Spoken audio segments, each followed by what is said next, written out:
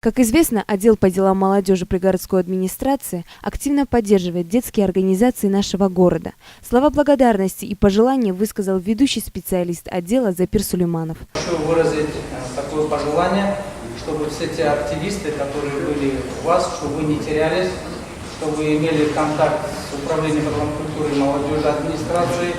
Мы также будем вас поддерживать в ваших начинаниях, которые у вас где-то зарождаются, что-то есть. Мы тоже готовы к вашим креативным мышлениям. Также на встрече присутствовал ветеран Бурган Магомедов. Он, в свою очередь, поделился со всеми своим большим жизненным опытом. Всех гостей ребята порадовали своим музыкальным выступлением. Время, время, не время.